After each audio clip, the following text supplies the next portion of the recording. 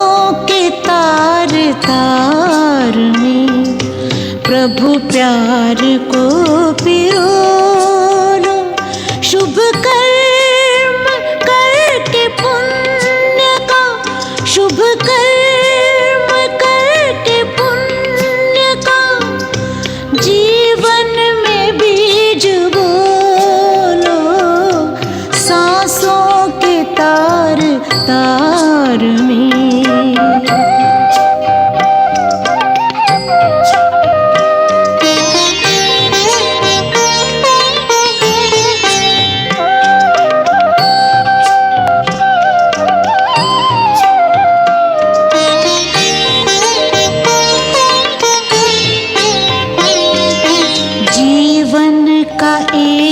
एक पल अनमोल है खजाना। इनमें से एक पल भी नहीं लौट के है आना। आनंद रस से अपना अंतःकरण भिगो लो। अंतःकरण भिगोलो। सांसों के तार तार में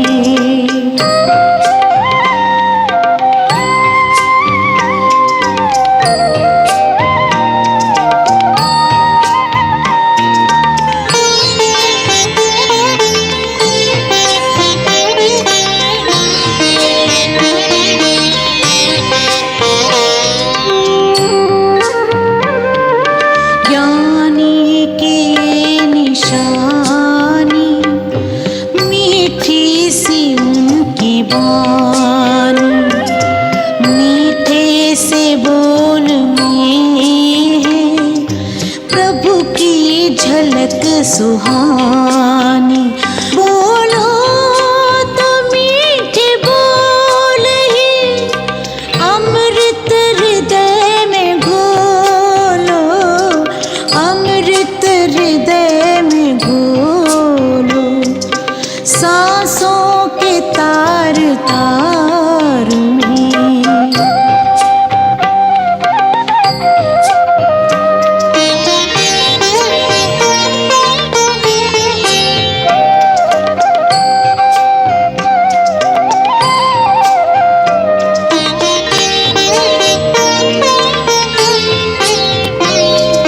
बीती कवम तुना कर वो मिट गया अंधेरा। खुलती जहाँ पे आँखें होता वहाँ सवेरा। तेरे द्वार प्रभु पधारे अंतर के नैन खोलो। अंतर के नैन खोलो। सांसों के तार तार में प्रभु प्यार को पिरो लो। सांसों के तार तार में प्रभु प्यार को पिरो लो। शुभ कर्म करके पुण्य का, शुभ कर्म करके पुण्य का जीवन में बीज बोलो। सांसों के तार तार में प्रभु प्यार को पिरो लो। प्रभु प्यार को पिरो लो।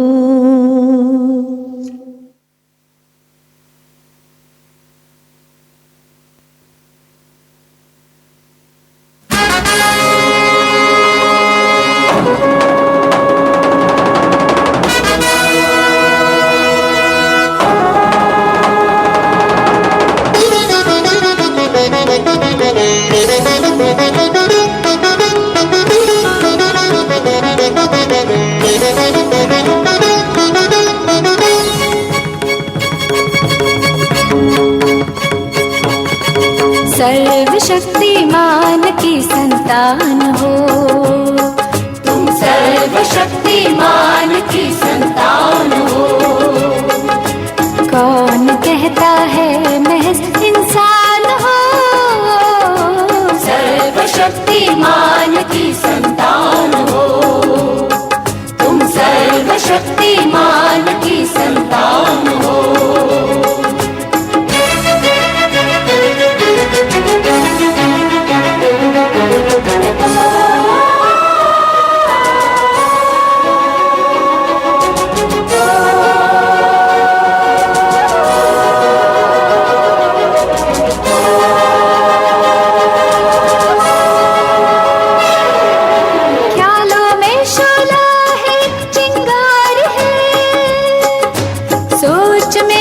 सुबह प्यारे प्यारे है।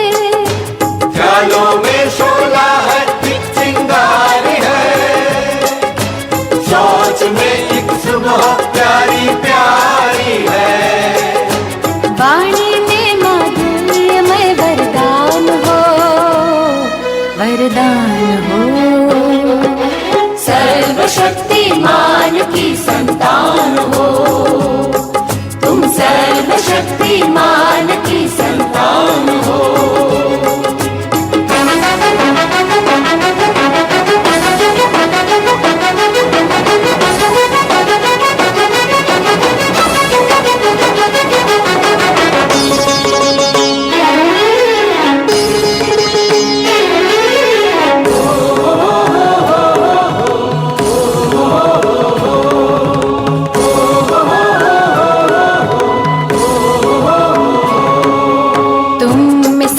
स्नेह शक्ति संपदा। तुम अमर निर्भय सदा और सर्वदा। तुम में संचित स्नेह शक्ति संपदा। तुम अमर निर्भय सदा और सर्वदा। दिव्य ज्योति पुंज की पहचान हो, पहचान हो। सर्वशक्तिमान की संतान हो। तुम सर्वशक्तिमान की संतान हो।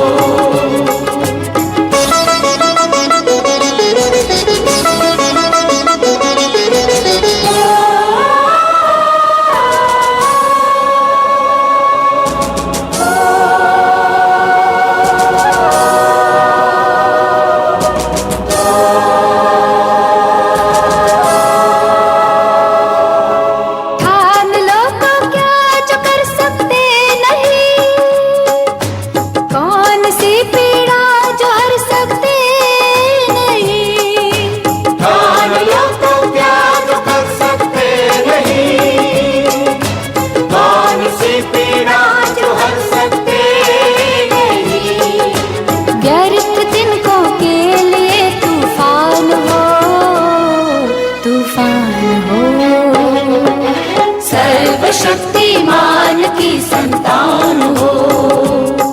तुम सर्वशक्तिमान की संतान हो।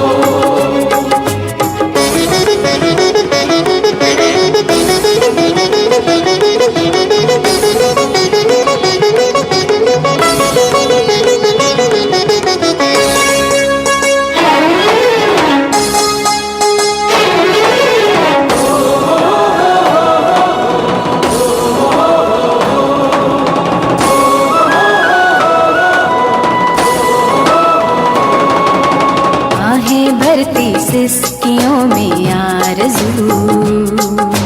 तुमको ही इस घर की रखनी आबरू। आहें भरती सिसकियों में आरज़ू। तुमको ही इस घर की रखनी आबरू। शान हो मां धरती का अरमान हो, अरमान हो। सर्वशक्तिमान की संतान हो। तुम सर्वशक्तिमान की संतान हो। कौन कहता है महज इंसान हो। सर्वशक्तिमान की संतान हो।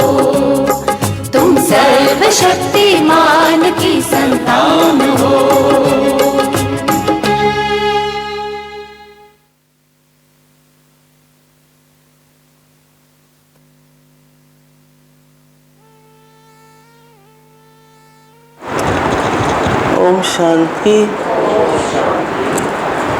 आज की मुरली बाबा की 24 तारीख की है, रिवाइज कोर्स की।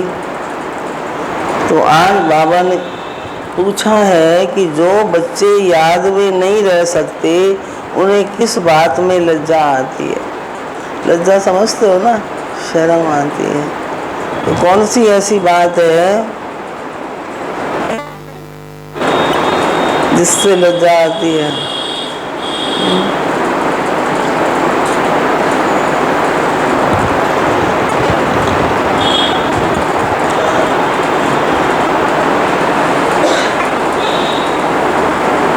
बाबा ने कहा जो बच्चे याद में नहीं रह सकते उन्हें किस बात की लज्जा आती है।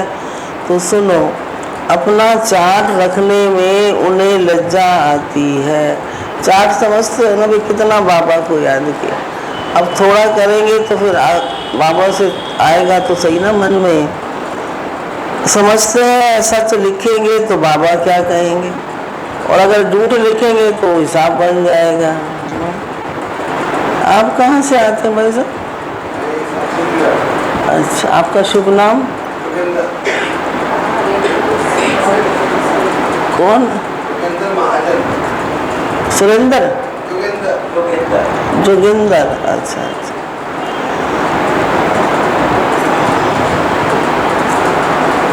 लेकिन बच्चों का कल्याण इसी में ही है कि सच्चा सच्चा चार्ट लिखते रहें। सुना, हम बच्चों का कल्याण किस में है कि हम सच्चा सच्चा चार्ट लिखते रहें। चार्ट लिखने में बहुत फायदे हैं। बाबा कहते बच्चे इसमें लज्जा मत करो। मीठे बच्चे, तुम जितना समय बाप की याद में रहेंगे उतना समय कमाई ही कमाई है। याद से ही तुम बाप के समीप आते जाएंगे। सुना, याद से ही हम बाबा के नजदीक आते जाएंगे। ओम शांति। रूहानी बाप बैठ बच्चों को समझाते हैं। अब तुम बच्चे 15 मिनट पहले आकर यहाँ बाप की याद में बैठते हो। कोई 15 मिनट, कोई इससे ज़्यादा, कोई इससे कम, जैसा भी है बैठते हैं। अब यहाँ तो और कोई काम नहीं है। कहाँ पर? बाप की याद में ही आकर बैठते हो। भक्ति मार्ग में तो बाप का परिचय है नहीं, यहाँ बाप का परिचय मिला है। और बाप कहते हैं मामेकम याद करो। मामेकम माना एक मुझे ही याद करो। मैं तो तुम सब बच्चों का बाप हूँ। बाप को याद करने से वर्षा तो ऑटोमेटिकल ही याद आना चाहिए। छोटे बच्चे तो नहीं हो ना, बस लिखते हैं हम 5 मास व 2 मास के हैं, परंतु तुम्हारी कर्म इंद्रियां तो बड़ी है ना। यहाँ कोई है 5 मास का या 2 मास का? सारे ही बड़े बड़े हैं। तो रूहानी बाप समझाते हैं क्या क्या करना है। यहाँ बाप और वर्षे की याद में बैठना है। जानते हो हम नर से नारायण बनने के पुरुषार्थ में तत्पर हैं। वह स्वर्ग जाने के लिए पुरुषार्थ कर रहे हैं। तो ये बच्चों को नोट करना चाहिए। हमने यहाँ बैठे बैठे इतना समय बाप को याद किया। तो यहाँ बैठे हैं तो कितना समय बाबा को लिखने से बाप समझ जाएंगे। ऐसे नहीं, बाप को मालूम पड़ता है। हर एक कितना समय याद में रहते हैं वो तो हर एक अपने चार्ट से समझ सकते हैं। तो मुझे पता है ना, मैंने बाबा को याद किया। अच्छा, मैं घंटा बैठी, लेकिन मेरा मन कितना लगा, बुद्धि स्थिर कितनी रही, प्राप्ति कितनी हुई। तो बाप की याद थी या बुद्धि और तरफ चली गई? बाबा कहते देखो ये भी बुद्धि में है कि अभी बाबा आएंगे, तो ये भी याद ठहरी ना। कितना समय याद किया, वो चार्ट में सच लिखेंगे। झूठ लिखने से तो क्या होगा? हाँ, झूठ लिखने से तो और ही 100 गुना पाप चढ़ेगा और ही नुकसान हो जाएगा। इसलिए सच लिखना है कि सही सही हमने बाबा को कितना याद किया। जितना याद करेंगे उतना तुम्हारे विकर्म विनाश होंगे। और ये भी जानते हो हम नज़दीक आते जाते हैं। कहाँ नज़दीक आते जाते हैं? आखिर जब याद पूरी हो जाएगी तो हम फिर बाबा के पास चले जाएंगे। फिर कहीं तो झट नई दुनिया में आकर पाठ बजाएंगे, वही वहाँ ही बैठे रहेंगे। वहाँ कोई संकल्प तो आएगा नहीं, वो है ही मुक्ति धाम। मुक्ति धाम कौन सा है? दुख सुख से न्यारे सुख धाम में जाने के लिए अब तुम पुरुषार्थ करते हो। जितना तुम याद करेंगे उतना उतना विकर्म विनाश होंगे। याद का चार्ट रखने से ज्ञान की धारणा भी अच्छी हो। चार्ट रखने में तो फायदा ही है। बाबा जानते हैं याद में ना रहने के कारण लिखने में लज्जा आती है। तो याद तो करते नहीं तो सोचते हैं क्या लिखें। बाबा क्या कहेंगे मुरली में सुना देंगे। बाबा कहते इसमें लज्जा की क्या बात है, दिल अंदर हर एक समझ सकते हैं। हम याद करते हैं वह नहीं। कल्याणकारी बाप तो समझाते हैं, नोट करेंगे तो कल्याण होगा। जब तक बाबा आए उतना समय जो बैठे उसमें याद का चार्ट कितना रहा। अब बाबा तो नहीं है, अब मुरली जब तक शुरू हो गई तब तक देखे ना। फर्क होगा। जब तक बाबा आए उतना समय जो बैठे उसमें याद का चार्ट कितना रहा, फर्क देखना चाहिए। प्यारी चीज को तो बहुत याद किया जाता है। कुमार कुमारी की सगाई होती है तो क्या करते हैं? दिल में एक दो की याद ठहर जाती है, फिर याद होने से शादी होने से पक्की हो जाती। बिगड़ देखे समझ जाते हैं हमारी सगाई हुई है। अभी तो तुम जानते हो कि शिव बाबा हमारा बेहद का बाप है, पर देखा नहीं है, परंतु बुद्धि से समझ सकते हो। वो बाप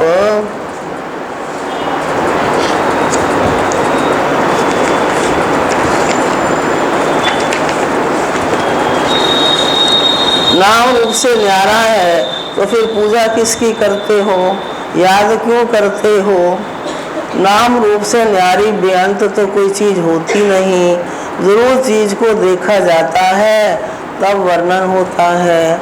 आकाश को भी देखते हैं ना, बेअंत कह नहीं सकते। भक्ति मार्ग में भगवान को याद करते हे भगवान तो बेअंत थोड़ी कहेंगे। हे भगवान कहने से तो झट उनकी याद आती है, तो जरूर कोई चीज है। आत्मा को जाना जाता है, देखा नहीं जाता। सुना क्या? सब आत्माओं का एक बाप होता, उनको भी जाना जाता है। तुम बच्चे जानते हो बाप आकर के क्या करते हैं? बाप आकर के क्या करते हैं? हमें पढ़ाते हैं। आगे ये मालूम नहीं था कि पढ़ाते भी हैं, भगवान भगवान तो कहते थे, लेकिन वो क्या करते हैं पता नहीं था। श्री कृष्ण का नाम डाल दिया। श्री कृष्ण तो आंखों से देखने में आता है, उनके लिए बेअंत नाम रूप कह न सके। श्री कृष्ण तो कभी कहेंगे नहीं, कौन सी बात, माम एकम याद करो। वो तो सन्मुख है, उनको बाबा भी नहीं कहेंगे। माताएं तो श्री कृष्ण को बच्चा समझ गोद में बिठाती हैं। वैसे भी ना श्री कृष्ण का स्वरूप में इतनी आकर्षण है, वो तो सभी अनुभव करते ही है ना। जन्माष्टमी पर छोटे कृष्ण को झुलाएंगे, क्या सदैव छोटा ही है? फिर रास विलास भी करते हैं तो जरूर थोड़ा बड़ा हुआ है, फिर उनसे बड़ा हुआ, वह क्या हुआ, कहाँ गए, किसी को भी पता नहीं है। सदैव छोटा शरीर तो नहीं होगा ना, तो कुछ भी ख्याल नहीं करते, तो ये पूजा आदि की रस्म चली आती है। ज्ञान तो कोई में है नहीं। दिखाते हैं श्री कृष्ण ने कहाँ जन्म लिया, सतयुग में, द्वापर में। श्री कृष्ण ने द्वापर में जन्म लिया। बाबा कहता है सुनो, श्री कृष्ण ने कंसपुरी में जन्म लिया। उसने अपनी बहन को जेल में डाल रखा था ना, वही तो उसका जन्म हुआ। फिर वो तो उसकी अपनी विशेषता के कारण ताले वाले सब खुले रह गए, खुलते गए और वो पहुंच गया सेफ स्थान पर। अब कंसपुरी की तो बात नहीं है, कोई का भी विचार नहीं चलता। भक्त लोग तो कहते हैं श्री कृष्ण हाजरा हुजूर। ज्ञान के हिसाब से श्री कृष्ण का जन्म कहाँ हुआ और भक्ति मार्ग के हिसाब से कृष्ण का जन्म कहाँ दिखाते। श्री कृष्ण हाजरा हुजूर है, फिर उनको स्नान भी कराते हैं, खिलाते भी हैं। अब वो तो खाता नहीं है, रखते हैं मूर्ति के सामने और खुद खा लेते। ये भी भक्ति मार्ग हुआ ना। श्री नाथ जी पर इतना भोग लगाते हैं, वो तो खाता नहीं, खुद खा जाते हैं। अब वो यहाँ भी भोग बाबा को लगाते हैं, बाबा शक्ति भरता है, वासना लेता है, भाव समझता है। बाकी तो हम सब बच्चे मिलके भोग खाते हैं ना। पर इतना वो तो खाता नहीं, खुद खाते जाते हैं। देवियों की पूजा भी ऐसे करते, खुद ही देवियाँ बनाते हैं, उनकी पूजा आदि कर फिर डुबो देते हैं। जब रात आदि उतार कर डुबोते हैं, फिर वहाँ तो बहुत रहते हैं, जिसको जो हाथ में आया वो उठा लेते हैं। देवियों की ही जास्ती पूजा होती है। लक्ष्मी और दुर्गा दोनों की मूर्तियाँ बनाते हैं। बड़ी मम्मा भी यहाँ बैठी है, जिसको ब्रह्मपुत्रा कहते। समझेंगे ना, इस जन्म और भविष्य के रूप की पूजा कर रहे हैं। कितना वंडरफुल ड्रामा है। ऐसी ऐसी बातें शास्त्रों में आ न सके, तो ये है प्रैक्टिकल एक्टिविटी। तुम बच्चों को अब ज्ञान है, समझते हो। सबसे जास्ती चित्र बनाए हैं आत्माओं के। जब रुद्र यज्ञ रचते हैं तो लाखों शालिग्राम बनाते हैं। देवियों के कब लाखों चित्र नहीं बनाएंगे, वो तो जानते पुजारी होंगे, जितने पुजारी होंगे उतना देवियाँ बनाते हैं। वो तो एक ही टाइम पर लाख शालिग्राम बनाते हैं। उनका कोई फिक्स दिन नहीं, कोई मुहूर्त आदि नहीं। जैसे देवियों की पूजा फिक्स टाइम पर होती है। कब होती है देवियों की पूजा? नवरात्रों में होती है ना। सेठ लोग को तो जब ख्याल में आएगा रुद्र या शालिग्राम रचे तो ब्राह्मण बुलाएंगे। रुद्र कहा जाता है एक बाप को, फिर उनके साथ 1.5 शालिग्राम बनाते हैं। वो सेठ लोग कहते इतने शालिग्राम बनाओ, इनकी तिथि तारीख कोई मुकर्रर नहीं। ऐसे नहीं कि शिव जयंती पर ही रुद्र पूजा करते, नहीं, अक्सर करके शुभ दिन बृहस्पति को ही रखते हैं। दीपमाला पर लक्ष्मी का चित्र थाली में रखकर उनकी पूजा करते हैं, फिर रख देते, तो वो है महालक्ष्मी युगल। मनुष्य इन बातों को नहीं जानते। लक्ष्मी को पैसे कहाँ से मिलेंगे? युगल चाहिए ना, तो ये लक्ष्मी नारायण युगल है, नाम फिर महालक्ष्मी रख दिया। देरियां कब हुई, महालक्ष्मी कब होकर के गई, ये सब बातें मनुष्य नहीं जानते, तो तुमको अब बाप बैठ समझाते हैं। तुम्हारे में भी सबको एक रस धारणा नहीं होती। बाबा इतना समझाकर फिर कहते हैं क्या कि शिव बाबा याद है, वर्षा याद है, मूल बात है ये। भक्ति में कितना पैसा वेस्ट करते, यहाँ तुम्हारी पाई भी वेस्ट नहीं होती है। तुम सर्विस करते हो सालमेंट बनने के लिए, भक्ति मार्ग में बहुत पैसे खर्च करते हैं, इंस्टॉलमेंट बन पड़ते, सब मिट्टी में मिल जाता है। कितना फर्क है। इस समय तो जो कुछ करते हैं वो ईश्वरीय सर्विस में शिव बाबा को देते हैं। शिव बाबा तो खाते नहीं, तुम खाते हो, भोग तो हम सब खाते हैं ना। तुम ब्राह्मण बीच में ट्रस्टी हो, ब्रह्मा को तो नहीं देते, तुम शिव बाबा को देते हो।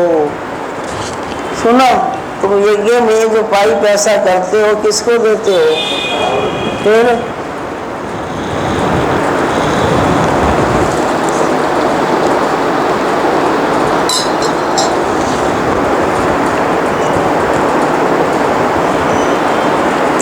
बाबा आपके लिए धोती कमीज लाई है। बाबा से भी प्यार था ना, होता ही है सबको। कोई बेचारे प्रकट कर देते हैं, कोई नहीं कर पाते, तो कोई ले जाते होंगे क्या। बाबा कहते इनको देने से तुम्हारा कुछ भी जमा नहीं होगा। सुन लो, किसको देने से?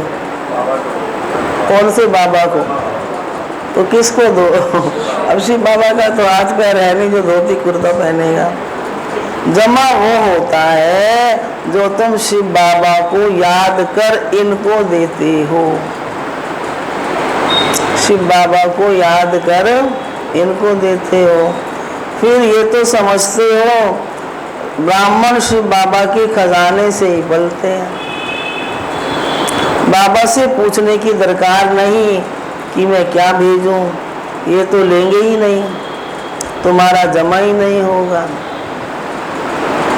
अब इसकी बात को अगर विस्तार करें तो बहुत कुछ हो जाता। तो ये बड़ी गहरी बातें बाबा ने ज्ञान की समझा रखी।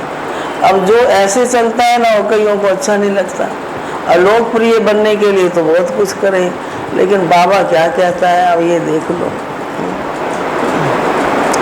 तो क्या कहा, जमा कब होगा? तुम्हारा जमा ही नहीं होगा, ये तो लेंगे ही नहीं। अगर ब्रह्मा को याद किया, ब्रह्मा को तो लेना है शिव बाबा के खजाने से, तो शिव बाबा ही याद पड़ेगा। तुम्हारी चीज क्यों लेवे? सुना, तुम्हारी चीज क्यों लेवे? बड़ी देखो, जिन्होंने समझा है ना उनको फर्क तो भले अभी नहीं, लेकिन हिसाब तो बनता है। हम कई हैं, दीदी हम आपकी दवाई ले आएंगे, हम कहते हैं नहीं भाई ले भले आओ, लेकिन पैसा हम बाबा की भंडारी से आपको देंगे, क्योंकि हमें कोई मना थोड़ी करता है कि आप ऐसा न। मिसाल बता रहे हैं, बाबा के भंडारे से बुद्धि योग उसी के साथ लगेगा ना, और नहीं तो अरे मेरी तो दवाई बहन ले आती है, कोई अरे क्यों 4 दिन बेचारे लाएंगे, 5वें दिन क्यों जाए, फायदा क्या हुआ? ऐसे तो तुम ही से खाऊं, तुम ही से ही सारे संबंध निभाऊं, लेना देना उसी से। बीके को देना भी रॉन्ग है, सुन लिया। तुम्हारी चीज क्यों लेवे, बीके को देना भी रॉन्ग है। बाबा ने समझाया, तुम कोई से भी चीज लेकर के पहनेंगे तो क्या होगा, उसकी याद आए। कोई हल्की चीज है तो उनकी बात नहीं है, अच्छी चीज तो और ही याद आएगी। फलाने ने ये दी, क्यों हम लोग जन्मदिन के हमारे संस्कार नहीं, भाई वो अच्छा बेचारे को पता लगेगा, फिर ये गिफ्ट हम हमारे पास तो कुछ है नहीं, जो कुछ है वो शिव बाबा का है। फिर ये अच्छी सौगाती किस लिए, बाबा की भंडारी से जो लेना है, रुमाल चप्पल जो भी लेना है, बाबा मना तो करता ही नहीं है, चाबी तो हमारे हाथ में, तो फिर किस लिए पर्सनल नाते जोड़े किसी के साथ। ठीक है, तो अच्छी चीज होगी तो और याद दिलाएगी, फलाने ने यही दिया, ये तो बहुत अच्छा परस है, मुझे अंजू बहन ने दिया है। अंजू बहन मतलब कोई भी, तो ये ठीक नहीं है ना, उनका कुछ जमा तो होता नहीं तो घाटा पड़ा ना। शिव बाबा कहते हैं, क्या कहता है बाबा, मुझे याद करो, मुझे कपड़े आदि की दरकार नहीं है। नहीं देखो, आपने तन मन धन जो लगाना है ना, वो बाबा के कार्य में लगाओ, उसकी तो कोई मना नहीं। कपड़े आदि बच्चों को चाहिए, वो शिव बाबा के खजाने से पहनेंगे। सुना, बच्चे माना जो रह रहे हैं, सेवा कर रहे हैं, वो कहाँ जाएंगे आप, तो शिव बाबा के खजाने से पहनेंगे। मुझे तो अपना शरीर, अरे इतनी गहरी कर्म की गति सिखाई है, मानो लौकिक में गए, उन्होंने दिए तो पूरे यज्ञ में, मतलब जो भी बड़ी बहन उसको हवाले कर देते थे, फिर अब जो चाहे। हमने देखा है दादियों के साथ रह के, ये करके, थोड़ा सा अनुभव बाद में इसका सुना सकती हूँ मैं। ये तो शिव बाबा के खजाने से लेने की हकदार है, रजाई के भी हकदार है। बाबा के घर में ही बच्चे खाते पीते हैं, तुम सर्विस करते कमाई करते हो, जितनी सर्विस बहुत उतनी बहुत कमाई। खाएंगे पिएंगे कहाँ से, शिव बाबा के भंडारे से, उनको नहीं देंगे तो जमा ही नहीं होंगे। खाओ भी सही और करो भी सही, शिव बाबा को ही देना है। बाबा आपसे भविष्य 21 जन के लिए पद्मापति बनेंगे, पैसे तो खत्म हो जाएंगे, इसलिए समर्थ को हम दे देते हैं। बाप समर्थ है ना, 21 जन के लिए वो देते हैं। डायरेक्ट भी ईश्वर अर्थ देते हैं, इनडायरेक्ट में इतना समर्थ नहीं, अभी तो बहुत समर्थ है क्योंकि सन्मुख है। वर्ल्ड ऑलमाइटी अथॉरिटी इस समय के लिए है। ईश्वर अर्थ कुछ दान पुण्य करते हो तो अल्पकाल के लिए मिल जाता, या तो बाप तुमको समझाते हैं मैं सन्मुख हूँ, मैं ही देने वाला हूँ, इसने भी शिव बाबा को सब कुछ देकर सारे विश्व की बादशाही ले ली ना। किसने, ये भी जानते हो इस व्यक्त को ही अव्यक्त रूप में साक्षात्कार होता। इनमें शिव बाबा आकर बच्चों से बात करते। कभी भी ये ख्याल नहीं करना चाहिए, कौन सा, कि हम मनुष्य से लेवे। बोलो शिव बाबा के भंडारे में भेज दो, इनको देने से तो कुछ मिलेगा नहीं और ही घाटा पड़ेगा। गरीब होंगे करके 3-4 रुपए की कोई चीज़ तुमको दे देंगे, इसे तो शिव बाबा के भंडारे में डालने से बदम हो जाएगा। सुना, तो अपने को घाटा थोड़ी डालना है।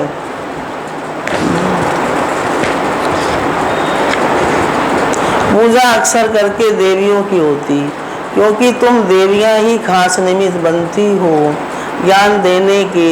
बल गोप भी समझाते, परंतु अक्सर करके तो माताएं ही ब्राह्मणी बन रास्ता बताती हैं, इसलिए देवियों का नाम जास्ती है, देवियों की पूजा होती है। संजू बहन क्या कह रहा है बाबा, ये भी तुम समझते हो।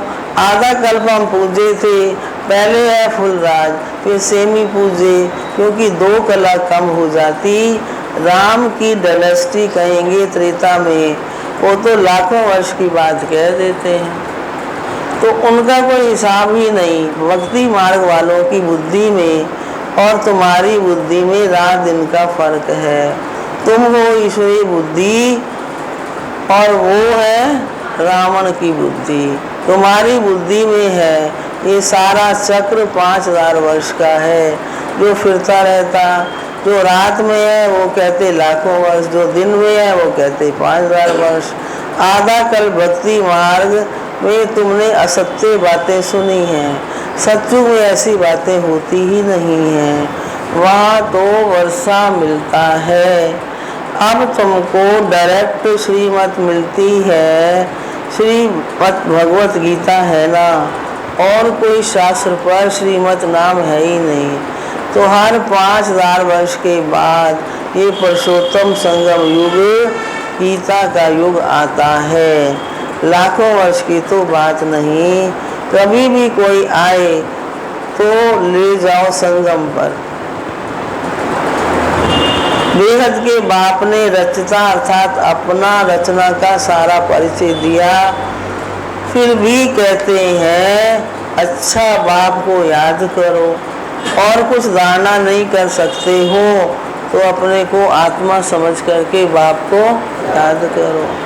पवित्र तो बनना है, बाप से वर्षा लेते हो और दैवी गुण भी धारण करने हैं। सुना क्या करना है?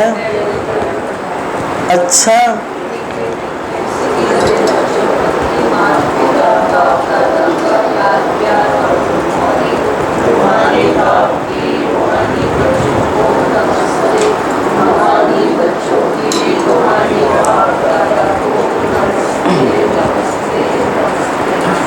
सार है 21 जन्म के लिए पद्मों की कमाई जमा करने के लिए डायरेक्ट ईश्वरीय सेवा में सब कुछ सफल करना है।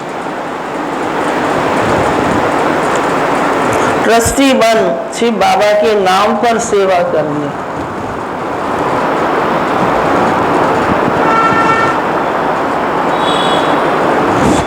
दूसरा है याद में जितना समय बैठते उतना समय बुद्धि कहाँ कहाँ गई ये चेक करना है। अपना सच्चा सच्चा पोता मेल रखना है। नर से नारायण बनने के लिए बाप को और वर्षे को याद करना है। वरदान है विस्मृति की दुनिया से निकल, स्मृति स्वरूप ये रह, हीरो पार बजाने वाले विशेष आत्मा भव। ये संगम युग स्मृति का युग है और कल युग विस्मृति का युग है। आप सब स्मृति की दुनिया से निकल आए। जो स्मृति स्वरूप है वो हीरो पार बजाने वाली विशेष आत्मा है। इस समय डबल हीरो हो, एक हीरे समान वैल्यूएबल बने हो और दूसरा हीरो पार्ट है, तो ये दिल का गीत सदा बजता रहे कि वहाँ मेरा श्रेष्ठ भाग्य। कौन सा गीत बजता रहे? शंभू है ना नाम? आपका नाम क्या है? सौरभ। कौन सा गीत बजता रहे? अभी कहा ना, वहाँ मेरा श्रेष्ठ भाग्य। आपका श्रेष्ठ भाग्य है? आपका श्रेष्ठ भाग्य है? सुन, आगे बैठो ना, सुन नहीं पा रहा बेचारा, कोई बात नहीं। जैसे देह का ऑक्यूपेशन याद रहता है, ऐसे ही अविनाशी ऑक्यूपेशन कि मैं श्रेष्ठ आत्मा हूँ ये याद रहे, तब कहेंगे विशेष आत्मा। कौन सी आत्मा? स्लोगन है हिम्मत का पहला कदम आगे बढ़ाओ। हिम्मत का पहला कदम आगे बढ़ाओ तो बाप की संपूर्ण मदद मिलती रहेगी। और आज का ये अव्यक्त इशारा है, कई बच्चे बहुत अच्छे पुरुषार्थी हैं, सुना आप सारे कौन हो, लेकिन पुरुषार्थ करते करते कहाँ पुरुषार्थ अच्छा करने के बाद प्रारब्ध भी यहाँ भोगने की इच्छा रखते हैं। ये भोगने की इच्छा जमा होने में कमी कर देती, इसलिए प्रारब्ध की इच्छा को खत्म कर सिर्फ अच्छा पुरुषार्थ करो। इच्छा के बजाय अच्छा शब्द याद रखो। अच्छा, ओम शांति। सुनो आज बाबा ने क्या कहा,